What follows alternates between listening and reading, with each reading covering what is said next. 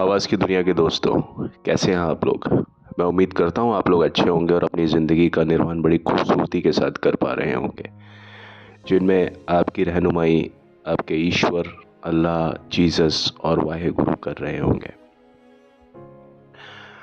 आज के अपने इस वीडियो में हम बात करेंगे शत्रुघ्न सिन्हा साहब के बारे में। शत्रुघ्न सिन्हा को कौन नहीं जानता। शत्रुघ्न सिन्हा एक ऐसे कलाकार जिन्होंने अपने करियर की शुरुआत खलनायकी के साथ की और मेरे ख्याल में वो एकमात्र ऐसे खलनायक थे जिनकी फिल्में उनकी खलनायकी के दम पर बहुत ज़्यादा चली। हीरो तो वो बाद में बने ही, लेकिन खलनायक जब वो थे तब भी उनकी फिल्में इतनी ज़्यादा चलती थीं कि उसकी कोई मिसाल नहीं है। पर्दे पर आलम यह होता था कि जब किसी भी फिल्म में जिसमें वो खलनायक होते थे, उसमें जो हीरो होता था लोग उसको देखते थे, तब तक देखते थे जब तक शत्रुघ्न सिन्हा पर्दे पर नहीं आ जाते। एक बार जैसे ही शत्रुघ्न सिन्हा पर्दे पर प्रकट होते थे, सभी दर्शकों का ध्यान शत्रुघ्न सिन्हा खींच लेते थे। इसीलिए उनको सीन स्टीलर कहा जाता है। सीन स्टीलर के मायने होते हैं कि सीन बहुत देर से चल रहा है, उसमें आप हीरो को देख रहे हैं, हीरो की एक छवि आपके दिमाग में आ गई, वो बन गई बहुत अच्छी सी छवि, ऐसी छवि जिसे आप कभी भुला नहीं पाएंगे। इतना होने के बाद में अचानक से एक शख्स आपके सामने पर्दे पर प्रकट होता है। अब ये कहना बेमानी है कि वो 1 सेकंड के लिए आता है, 1 मिनट के लिए आता है, 2 मिनट के लिए आता है, जितनी भी देर के लिए आता है या कितनी भी कम देर के लिए आता है, वो व्यक्ति पूरा का पूरा जितना भी ध्यान है दर्शकों का जो कि हीरो पर बना हुआ था, उन सब का जो ध्यान होता है दर्शकों का, एकदम से उस व्यक्ति पर चला जाता है। और हमें मालूम है कि वो खलनायक है, उसके बावजूद भी वो अपनी हरकतों से, अपनी अदायगी से हर एक दर्शक को कन्विंस कर लेता है। कन्विंस मतलब लोग बाग उसकी अदाओं के साथ चले जाते हैं। हालांकि शत्रुघ्न सिन्हा को कभी भी इस तरह के रोल्स नहीं मिले कि वो बहुत ज़्यादा फिल्मों में बुरा करता है, उसको ब्लैक शेड नहीं मिला। उस शत्रुघ्न सिन्हा को ग्रे शेड वाला जो एक विलेन होता है, यानी जिनके सुधरने के चांसेस बहुत ज़्यादा होते हैं, तो शत्रुघ्न सिन्हा ने अपनी फिल्मों में इस तरह के पात्र निभाए हैं। कुछ विलेन ऐसे होते हैं जो एकदम ब्लैक होते हैं, जैसे मान लीजिए गब्बर सिंह, शोले का गब्बर सिंह। अगर हम शोले के उस कैरेक्टर को याद करते हैं तो हमें पूरी फिल्म को देखने की ज़रूरत नहीं है, किसी भी एक शॉट में गब्बर सिंह को देखने के लिए पूरा हॉल जाता है, सभी लोग जाएंगे, लेकिन सबको ये मालूम होता है किसी भी एक शॉट को देखने के बाद कि गब्बर सिंह वो कलाकार है, गब्बर सिंह वो किरदार है जो कि कभी भी सही रास्ते पर नहीं आ सकता। तो गब्बर सिंह या दूसरी तरफ मोगैम्बो, अमरीश पुरी ने जो पात्र निभाए उस तरह के, मोगैम्बो भी कभी सीधे राह पे नहीं जा सकता। लेकिन शत्रुघ्न सिन्हा की जो खलनायकी थी वो एक अलग किस्म का उनका शेड हुआ करता था, ना तो ब्लैक ना वाइट। जहाँ तक खलनायकी की बात है वो ग्रे हुआ करता था।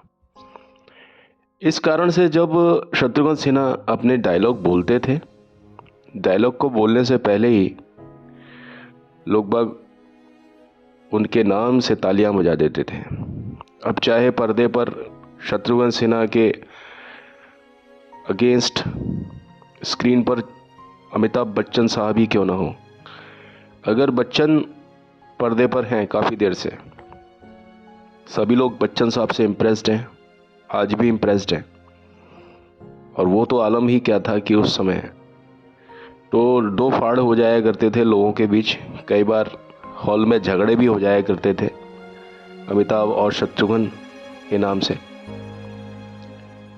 जैसे ही शत्रुघ्न सिन्हा पर्दे पर आते थे, चाहे वो कुछ भी करें कुछ भी ना करें, सभी का ध्यान वो अपनी तरफ खींच लेते थे। सभी की सहानुभूति शत्रुघ्न सिन्हा की तरफ चले जाया करती थी। तो सीन स्टीलर के नाम से हम लोग शत्रुघ्न सिन्हा साहब को जानते हैं। आज मैं आपको एक किस्सा ऐसा बताने वाला हूं शत्रुघ्न सिन्हा साहब का, जो कि फिल्म काला पत्थर से जुड़ा हुआ एक किस्सा है। अब आप देखेंगे काला पत्थर जो फिल्म थी, जैसा कि मैंने आपको बताया, वो फिल्म 3 लोगों के नाम पर थी। अगर हम कहें तो इस फिल्म में 3 हीरो हो सकते हैं, देखेंगे तो अमिताभ बच्चन, शत्रुघ्न सिन्हा और शशि कपूर।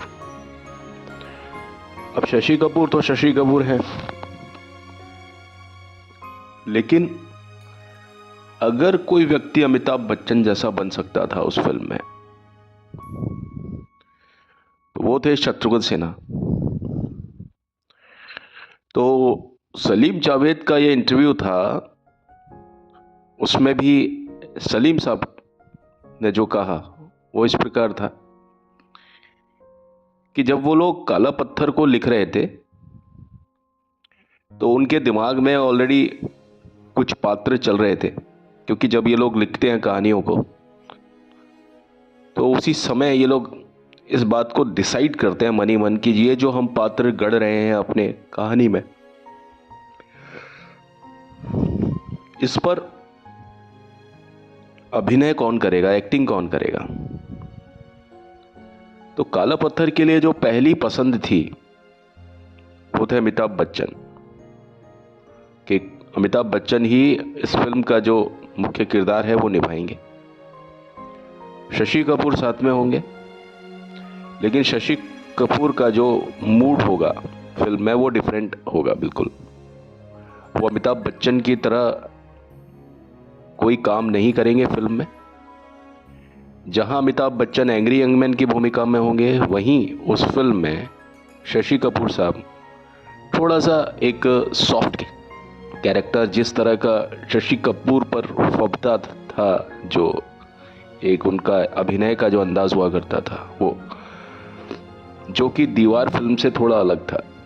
दीवार फिल्म में शशि कपूर थोड़ा सा स्ट्रगल दिखता है उनके चेहरे पर, क्योंकि वो अमिताभ बच्चन के भाई होते हैं और उन्हें अमिताभ बच्चन के साथ में सवाल जवाब करना होता है। वहाँ वो पुलिस इंस्पेक्टर की भूमिका में थे, लेकिन शशि कपूर इस फिल्म में थोड़े फ्री हैंडेड थे। उनका जो रोल था वो ऐसा था कि वो सिर्फ आते हैं और जाते हैं। वो एक इंजीनियर होते हैं उसमें, और उनके साथ में परवीन बाबी, और वही वो जो एक समीकरण उस तरह से था जो कि नीतू सिंह के साथ था फिल्म दीवार में। लेकिन यहाँ पर फिल्म काला पत्थर में वो इंस्पेक्टर नहीं बने थे, ना ही वो अमिताभ बच्चन के भाई बने थे। अगर ऐसा रहा होता कि कहीं गलती से अमिताभ बच्चन के भाई रहे होते शशि कपूर, तो वहाँ थोड़ा सा एग्रेशन उनको शो करना था। लेकिन शशि कपूर को एकदम अलग किरदार मिला, जिसका अमिताभ बच्चन के निजी जीवन से कोई वास्ता नहीं था, क्योंकि वो उसके भाई नहीं बने थे अमिताभ बच्चन के उस फिल्म में। तो अमिताभ बच्चन को शशि कपूर को खाली छोड़ा हुआ था। लेकिन एक और कैरेक्टर था जो कि इस जो कहानी थी उसके लिए बहुत ज़्यादा ज़रूरी था। अब सलीम जावेद के मन में उस कैरेक्टर के लिए जो सबसे ज़्यादा फिट बैठते थे, या यूं कहें कि एकमात्र वो कलाकार जो कि इस कहानी में फिट बैठता था और जिसके बिना ये कहानी मुकम्मल नहीं हो सकती थी, उस कलाकार का नाम था शत्रुघ्न सिन्हा। तो सलीम साहब बताते हैं कि शत्रुघ्न सिन्हा साहब इस किरदार के लिए, जो कि मंगल का किरदार था काला पत्थर में, उसके लिए पहली और आखिरी पसंद शत्रुघ्न सिन्हा साहब ही थे। रोल को लिखते समय ही उनके दिमाग में सिर्फ यही चलता था कि इसको अगर कोई करेगा तो वो शत्रुघ्न सिन्हा साहब ही कर सकते हैं और कोई नहीं करे सकते, नहीं करेंगे, ठीक है। इतना ज़्यादा वो अपनी बात पे डेड श्योर थे और उसी के मुताबिक उन्होंने डायलॉग्स लिखे। सभी किरदारों के जो संवाद थे वो अलग अलग तरह के थे। शत्रुघ्न सिन्हा के कुछ अलग तरह के डायलॉग्स थे, आपने देखे होंगे, सुने होंगे, जिन्हें शत्रुघ्न सिन्हा ने बड़े ही खूबसूरती के साथ अभिनीत किया। आसमान की तरफ देख के कभी, मतलब वो भी एक कैरेक्टर ऐसे हैं जो कि अपने अंदर एक ईगो को लिए हुए हैं उस फिल्म में, कि मंगल जो है वो एक कॉन्फिडेंस है, उसमें कॉन्फिडेंस नहीं है, वो कई बार ऐसा लगता है ओवर कॉन्फिडेंस है, लेकिन नहीं, वो ओवर कॉन्फिडेंस नहीं है, वो कॉन्फिडेंस ही है शत्रुघ्न सिन्हा साहब का। और वो उनको दिखाना था स्क्रिप्ट के मुताबिक, क्योंकि जहाँ दो लोगों के बीच में टसल चलती है वहाँ पर ये चीज़ें होना असंभव है और दर्शकों को ये चीज़ें देख करके अच्छा भी लगता है। और जब रुपहले पर्दे पर जब शत्रुघ्न सिन्हा साहब हो तो लोग बाग उनसे उसी चीज़ की उम्मीदें करते।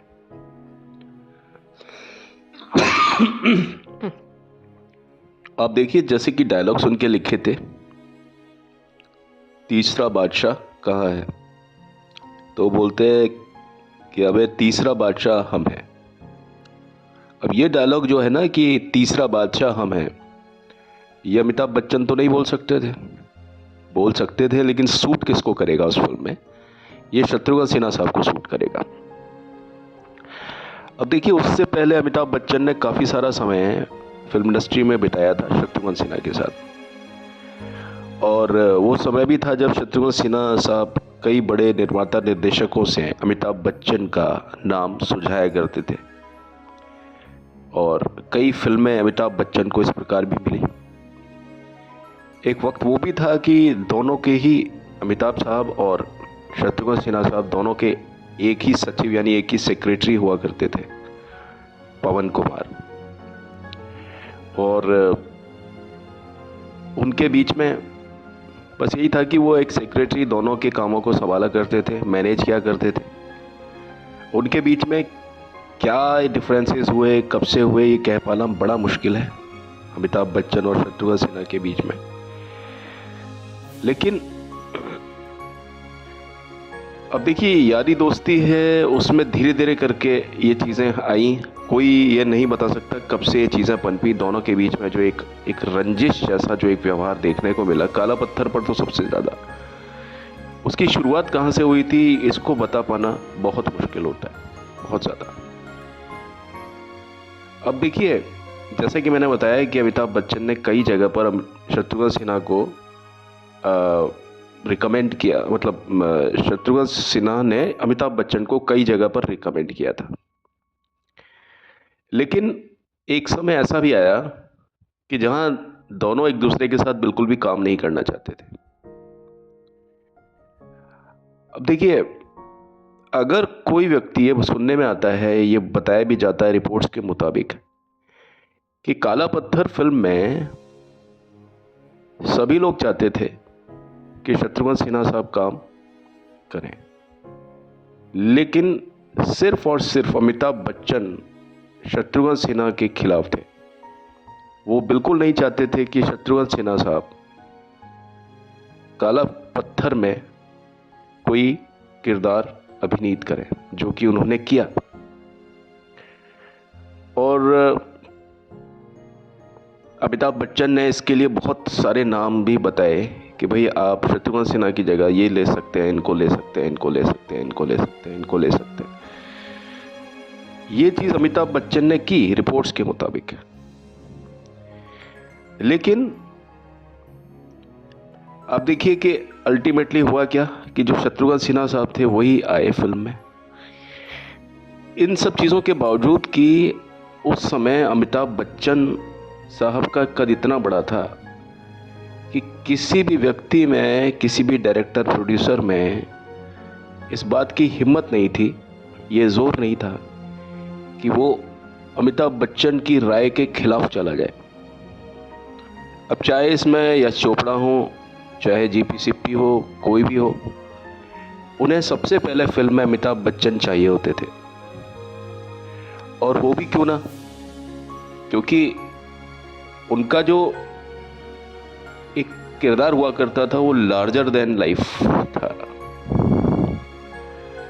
लेकिन सलीम खान साहब इस बात पर अड़े हुए थे कि अगर इस फिल्म में मंगल का किरदार कोई करेगा तो वो शत्रुघ्न सिन्हा साहब ही करेंगे और कोई नहीं कर सकता। तो वो किसी ना किसी तरीके से वो चाहते थे कि भाई शत्रुघ्न सिन्हा साहब इस फिल्म का हिस्सा बने। इवन इस समय तक शत्रुघ्न सिन्हा साहब को भी ये मालूम था कि अमिताभ बच्चन नहीं चाहते कि शत्रुघ्न सिन्हा उस फिल्म का हिस्सा बने। कई फिल्म्स में से, कई साइन की हुई फिल्मों में से शत्रुघ्न सिन्हा साहब खुद अलग हो गए थे। उन फिल्मों से जो साइनिंग अमाउंट मिला था वो भी उन्होंने वापस कर दिया था, सिर्फ ये सोच करके कि मैं किसी भी तरीके से उस फिल्म का हिस्सा नहीं बनूं जिसमें अमिताभ बच्चन हो। क्योंकि दोनों के बीच इस तरह की बातें थी कि भाई काम खराब हो सकता था। तो शत्रुघ्न सिन्हा खुद एक दूरियां बना करके रहना चाहते थे और इस वजह से शत्रुघ्न सिन्हा का बहुत ज़्यादा नुकसान भी हुआ उस समय। क्योंकि आप समझें कि वो एक समय था जब शत्रुघ्न सिन्हा भी पीक पर थे। हाँ, अमिताभ बच्चन तो खैर कोई नहीं हो सकता, लेकिन अगर अमिताभ को कोई टक्कर दे रहा था तो उस समय दो लोग दे रहे थे, शत्रुघ्न सिन्हा और विनोद खन्ना। मैं ये मानता हूँ कि हरफन मौला तो कोई नहीं है अमिताभ बच्चन की तरह, लेकिन जब भी कभी ये देखा गया था कि जब भी कभी स्क्रीन पर शत्रुघ्न सिन्हा अमिताभ बच्चन के आमने सामने हुए तो लोगों ने एकदम से शत्रुघ्न सिन्हा को ही बढ़ावा दिया स्क्रीन पर। और इस चीज़ को अमिताभ बच्चन ने प्रत्यक्ष रूप से कई बार हॉल में जा कर के देखा भी कि जो दर्शकों की जो प्रक्रिया या प्रतिक्रिया होती है जब शत्रुघ्न सिन्हा और अमिताभ बच्चन एक साथ पर्दे पर होते हैं, तब दर्शकों का क्या आलम होता है, उनके बीच उनका जो हुजूम होता है वो किसके साथ जाता है।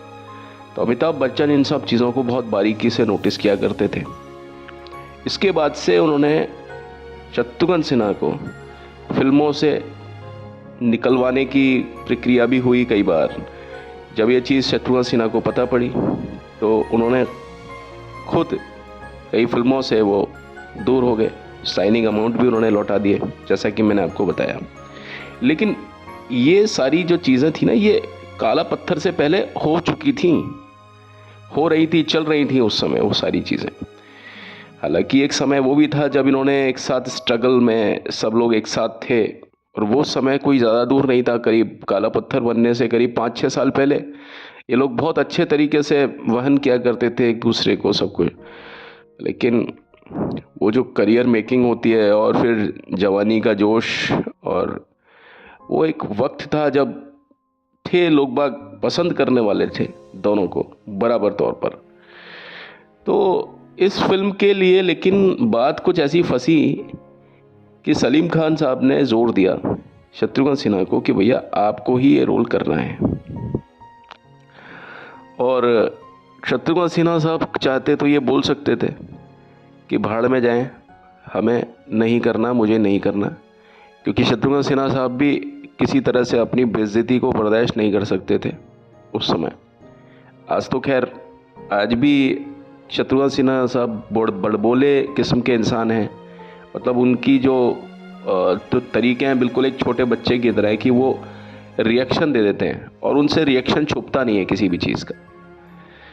तो वही था कि शत्रुघ्न सिन्हा साहब बिल्कुल भी इंटरेस्टेड नहीं थे इन सब रोल को करने के लिए, और उनको मनाया गया उस चीज़ को करने में कि आपको ये रोल करना ही पड़ेगा। जो भी रहा हो, शत्रुघ्न सिन्हा साहब के बारे में ही बात चल रही थी सलीम साहब की तरफ से।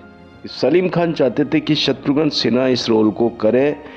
हालांकि उस समय जितनी भी फिल्में अमिताभ बच्चन के साथ में थी, उन फिल्म के डायरेक्टर्स इस बात को कहते थे और उन्हें भड़काया जाता था ये कहकर के कि भाई शत्रुघ्न सिन्हा तो लेट आते हैं, शत्रुघ्न सिन्हा की जो प्राइस है उसको कम भी किया जाता था, ताकि अगर शत्रुघ्न सिन्हा के रेट को कम लगाएंगे कि भाई आपको तो फीस इतनी ही देंगे, तो हो सकता है शत्रुघ्न सिन्हा साहब खुद ही मना कर दे। तो कुछ रुकावटें, कुछ रोड़े इस तरह से लगाए जाते थे ताकि शत्रुघ्न सिन्हा खुद इस बात को कहें कि भाई जाओ भाड़ में, मुझे नहीं करना।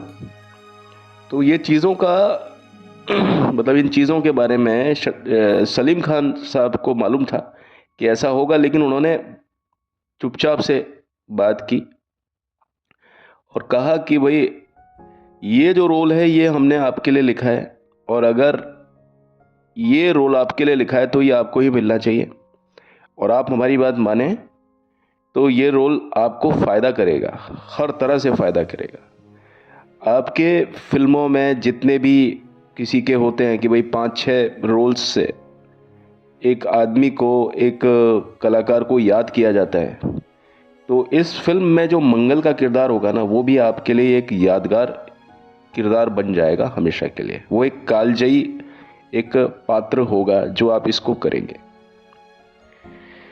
जो भी कोई शर्त ये लोग आपसे बोलते हैं, फिल्म के निर्माता निर्देशक, तुम बस इस पर हाँ कर देना, और ये मत समझना कि ये तुम कोई कॉम्प्रोमाइज़ या किसी तरह से कोई समझौते में आकर के काम कर रहे हो।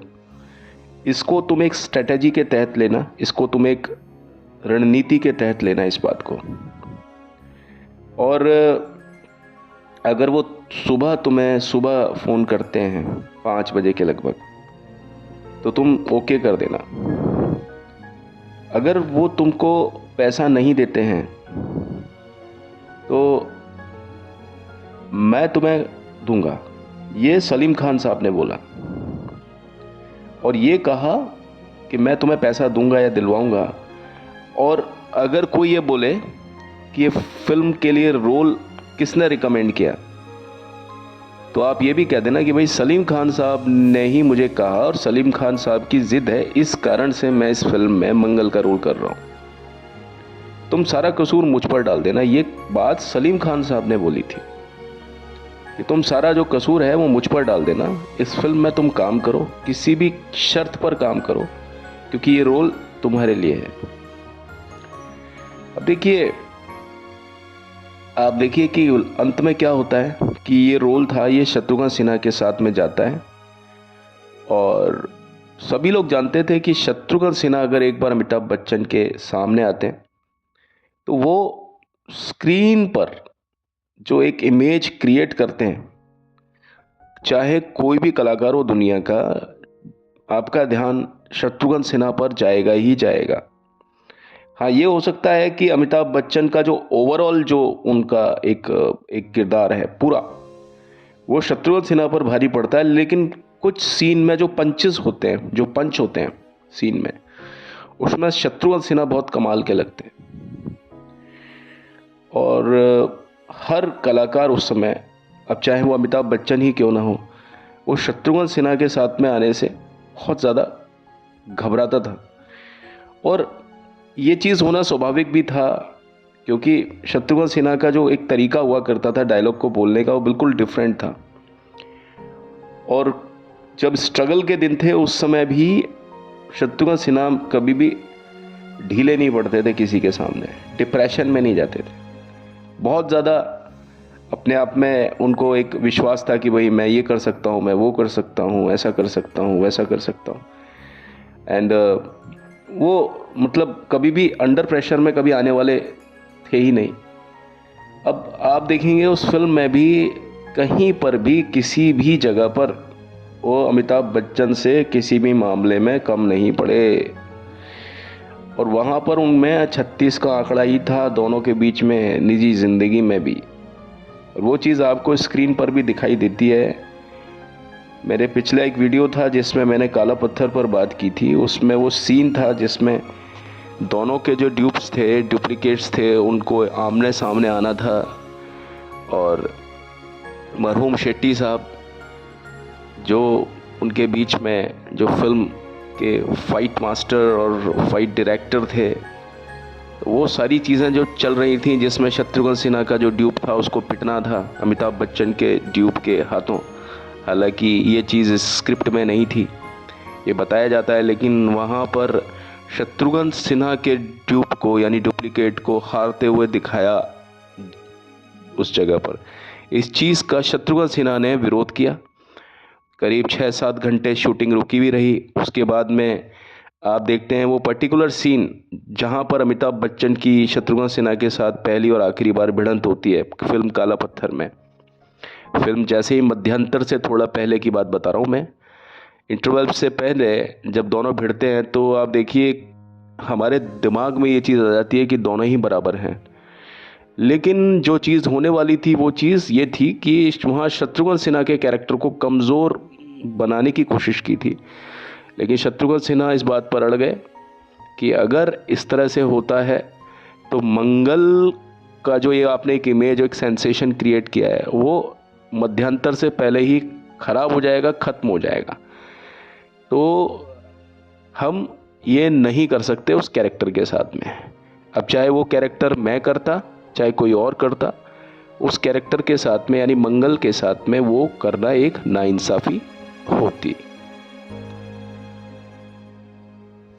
इस फिल्म के सेट पर बताया जाता है कि उनके साथ में कोई अच्छा व्यवहार नहीं हुआ, साफ तौर पर पक्षपात होता था। मतलब जो ट्रीटमेंट अमिताभ बच्चन को मिला वो ट्रीटमेंट उस तरह से शत्रुघ्न सिन्हा साहब को नहीं मिला। शत्रुघ्न सिन्हा साहब ने थोड़ा सा खून का घूंट पी करके इस फिल्म में काम किया, लेकिन काम बहुत ही अच्छा किया, ये चीज़ आपको भी माननी पड़ेगी। लेकिन बहुत ज़्यादा समझौते किए थे, लेकिन किसके कहने पर ये किए थे? सलीम खान साहब के कहने पर। सलीम खान सलमान खान के पिता। और आपको जैसा कि मैंने बताया कि उस फिल्म में अमिताभ बच्चन और शत्रुघ्न सिन्हा जब बीच में टेक ओके हो जाया करता था तो ये लोग आकर के बैठते थे, लेकिन अलग अलग जगह पर जाकर के बैठते थे, एक साथ नहीं बैठते थे। जो अम्ब्रेला होता है भाई, शूटिंग चलती है तो उसमें धूप भी होती है, छाँव भी होती है, तो जो अम्ब्रेला अमिताभ बच्चन को दिया जाता था, कोई भी अम्ब्रेला शत्रुघ्न सिन्हा को नहीं दिया जाता था। अमिताभ बच्चन ने कभी भी कोई सीट ऑफ़र नहीं की शत्रुघ्न सिन्हा को अपने साथ में। शत्रुघ्न सिन्हा दूर जाकर के अपनी सीट पर बैठते थे और पैकअप हो जाने के बाद में हर दिन जब ये अपनी लोकेशन से होटल में जाते थे तो कभी भी अमिताभ बच्चन ने, ये बताया जाता है कि बच्चन साहब ने कभी भी शत्रुघ्न सिन्हा को ऑफ़र नहीं किया कि भाई आओ हम लोग एक साथ चलें होटल में जहाँ पर ये लोग ठहरे हुए थे। तो जो कार आती थी वो अमिताभ बच्चन के लिए आती थी और शत्रुघ्न सिन्हा के लिए अलग से एक कार आती थी। लेकिन अमिताभ बच्चन ने कभी भी शत्रुघ्न सिन्हा को अपने साथ नहीं लिया, नहीं कहा कि भाई आप मेरे साथ आकर के बैठ जाइए। ये चीज़ इनके बीच में पहले नहीं थी। और जो चीज़ आपने देखी काला पत्थर में, एक सीन था जब ये लोग दोनों एक ट्रक में बैठते हैं दोनों पीछे, और जो एक्सप्रेशन है अमिताभ के और शत्रुघ्न सिन्हा के, जो एक्सप्रेशन है वो रियल एक्सप्रेशन है। और बताया जाता है कि उसमें कोई इन्होंने आपस में कोई बात नहीं की, कुछ नहीं की, अपना अपना काम किया। पूरी फिल्म में बमुश्किल कहीं कोई ऐसी चीज़ थी जहाँ पर ये लोग आपस में बोले। जो भी कुछ कैरेक्टर में जो इनके बात थी, जो डायलॉग था, उसके अलावा जैसे ही वो सीन ओके हो जाता था, उसके बाद ये लोग अपनी अपनी जगह पर जाकर के बैठ जाते थे। कि बात साफ थी, शत्रुघ्न सिन्हा को पसंद नहीं किया गया इस फिल्म में, लेकिन जब ये फिल्म पर्दे पर आई तो हम इस फिल्म में शत्रुघ्न सिन्हा के अलावा किसी और पात्र को मंगल का किरदार करते हुए हम लोग महसूस या बर्दाश्त कर ही नहीं सकते थे। आप खुद इस बात को मानेंगे कि काला पत्थर में मंगल के लिए शत्रुघ्न सिन्हा ही बेस्ट थे और कोई भी कलाकार नहीं। तो इस तरह से जो सलीम खान की गणना जो रही शत्रुघ्न सिन्हा के लिए, कि लिखते समय उनके दिमाग में, उनके जहन में शत्रुघ्न सिन्हा थे, और शत्रुघ्न सिन्हा ने भी उस किरदार को उसी तरीके से निभाया जो गरिमा या जो चीज़, जो स्ट्रेंथ, जिस तरह की शक्ति उस पात्र को सलीम और जावेद साहब की लेखनी ने जो दी, वही चीज़ शत्रुघ्न सिन्हा ने जब अभिनय किया तो वही चीज़ पर्दे पर उन्होंने भी उस चीज़ को उकेरा। तो ये एक संवाद था जो कि मैं आपसे कहना चाहता था शत्रुघ्न सिन्हा के बारे में। मैंने यहाँ पर बिल्कुल भी इस चीज़ को लाने की कोशिश नहीं की कि अमिताभ बच्चन कहीं किसी तरह से ख़राब थे या क्या, लेकिन जो चीज़ लिखी हुई है कहीं, वो मैंने आपके सामने बताई है। अपनी तरफ से एक भी चीज़ ना तो मैंने कम की है ना मैंने ज़्यादा की है, लेकिन उस समय जो होता था फिल्मी गलियारों में ये बातें चलती थीं, ये बातें छपती थीं, और ये जो मैंने बताया ये बकौल सलीम खान साहब के ही एक साक्षात्कार के हवाले से बताया। चलिए आज के लिए बस इतना ही। अपनी अगली वीडियो में एक बार फिर आपके समक्ष किसी एक नए टॉपिक के साथ में फिर से हाजिर होता हूँ। अभी तो चलता हूँ, लौट के मिलता हूँ, बट प्लीज़ जाने से पहले मेरे इस चैनल को लाइक शेयर सब्सक्राइब ज़रूर करें, बेल आइकन को ज़रूर दबाएं please. Thank you and have a nice day. आप सभी खुश रहें, आबाद रहें, मस्त रहें।